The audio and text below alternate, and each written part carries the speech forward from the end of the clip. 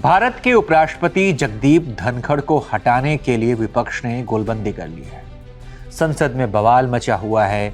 जगदीप धनखड़ को उनके पद से हटाने के लिए नोटिस तक दे दिया गया है और सत्र में करीब 10 दिन का समय बचा है। ऐसे में सवाल है कि क्या इन बचे हुए दिनों में जगदीप धनखड़ के खिलाफ कुछ कार्रवाई हो पाएगी। विपक्ष के मुताबिक अगर इस सत्र में कोई कार्रवाई नहीं होती है तो अगले सत्र में भी ऐसा ही नोटिस देंगे। अब आपको बताते हैं कि जगदीप धनखड़ को नोटिस भेजने के पीछे किसका दिमाग है, इस अविश्वास प्रस्ताव के पीछे किसका हाथ है। धनखड़ को नोटिस देने का सुझाव टीएमसी का था। जी हां, ममता बनर्जी के नेतृत्व में ये प्लानिंग पूरी तैयार की गई। मीडिया रिपोर्ट्स के मुताबिक कांग्रेस अडानी के मुद्दे पर आगे बढ़ रही थी। इसी दौरान टीएमसी ने सोनिया गांधी के पास जगदीप धनखड़ के खिलाफ हल्ला बोलने का मैसेज भेजा। फिर क्या था, सोनिया गांधी और मल्लिकार्जुन खड़गे से भी इस पर बातचीत हुई, चर्चा हुई और इसके बाद से विपक्ष मानसून सत्र के दौरान से ही इसको लेकर प्लान तैयार करने में जुट गया। भेदभाव को लेकर सबूत जुटाने शुरू कर दिए गए। इसमें वीडियो क्लिप से लेकर आर्टिकल्स और अन्य डॉक्यूमेंट भी शामिल थे।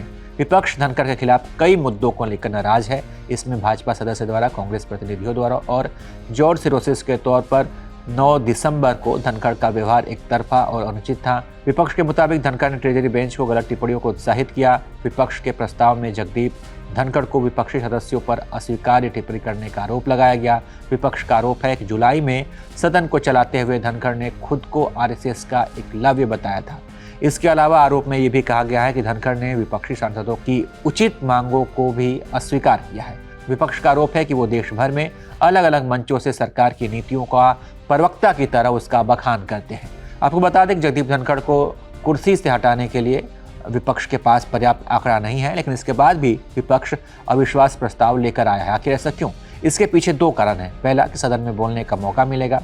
विपक्ष के नेताओं के पास मौका होगा बोलने का। प्रस्ताव पर चर्चा के बहाने वो अडानी अंबानी से लेकर तमाम मुद्दों का जिक्र कर सरकार को घेर सकते हैं। दूसरा फायदा ये होगा कि इतिहास के जरिए प्रतीकात्मक विरोध, यानी कि देश में आज़ादी के बाद से अब तक किसी भी राज्यसभा के सभापति के खिलाफ अविश्वास प्रस्ताव नहीं लाया गया।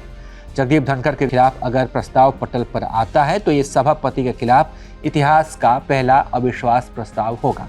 भविष्य में जब जब इस तरह के अविश्वास प्रस्ताव का जिक्र किया जाएगा तब तब धनखड़ का उदाहरण दिया जाएगा।